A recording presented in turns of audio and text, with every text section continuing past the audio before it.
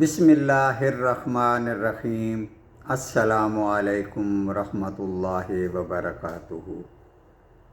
رب اشرح لی صدری ویسر لی امری واحلل عقدۃ من لسانی یفقہوا قولی۔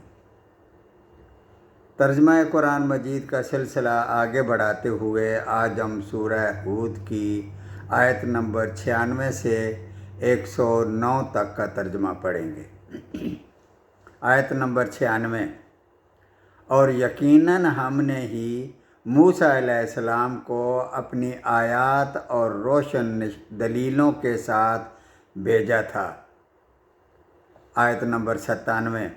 فرعون اور اس کے سرداروں کی طرف پھر بھی ان لوگوں نے فرعون کے احکام کی پیروی کی اور فرعون کا کوئی حکم درست تھا ہی نہیں۔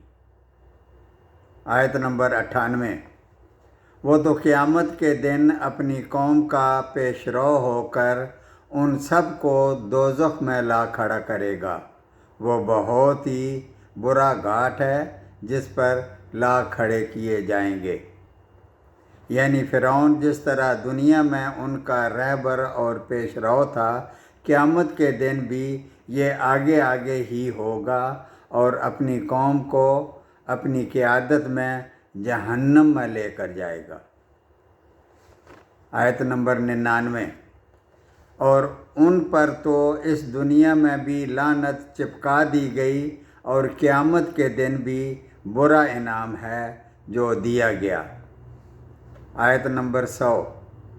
بستیوں کی یہ بعض خبریں جنہیں ہم تیرے سامنے بیان فرما رہے ہیں، ان میں سے بعض تو موجود ہیں اور بعض کی فصلیں کٹ گئی ہیں۔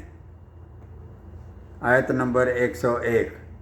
اور ہم نے ان پر کوئی ظلم نہیں کیا بلکہ خود انہوں نے ہی اپنے اوپر ظلم کیا، اور انہیں ان کے معبودوں نے کوئی فائدہ نہ پہنچایا جنہیں وہ اللہ کے سوا پکارا کرتے تھے، جبکہ تیرے پروردگار کا حکم آ پہنچا، بلکہ انہوں نے ان کا نقصان ہی بڑھایا۔ آیت نمبر 102۔ اور تیرے پروردگار کی پکڑ کا یہی طریقہ ہے، جبکہ وہ بستیوں کے رہنے والے ظالموں کو پکڑتا ہے، بے شک اس کی پکڑ دکھ دینے والی اور نہایت سخت ہے۔ آیت نمبر 103۔ یقیناً اس میں ان لوگوں کے لیے نشان عبرت ہے جو قیامت کے عذاب سے ڈرتے ہیں، وہ دن جس میں سب لوگ جمع کیے جائیں گے۔ آیت نمبر 104۔ اور اسے ہم جو ملتوی کرتے ہیں وہ صرف ایک مدت معین تک ہے۔ آیت نمبر 105۔ جس دن وہ آ جائے گی، مجال نہ ہوگی کہ اللہ کی اجازت کے بغیر کوئی بات بھی کر لے، سو ان میں کوئی بدبخت ہوگا اور کوئی نیک بخت۔ آیت نمبر 106۔ لیکن جو بدبخت ہوئے وہ دوزخ میں ہوں گے، وہاں چیخیں گے، چلائیں گے۔ آیت نمبر 107۔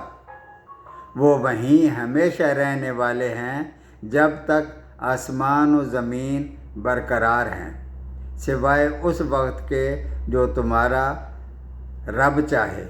یقیناً تیرا رب جو کچھ چاہے کر گزرتا ہے۔ آیت نمبر 108۔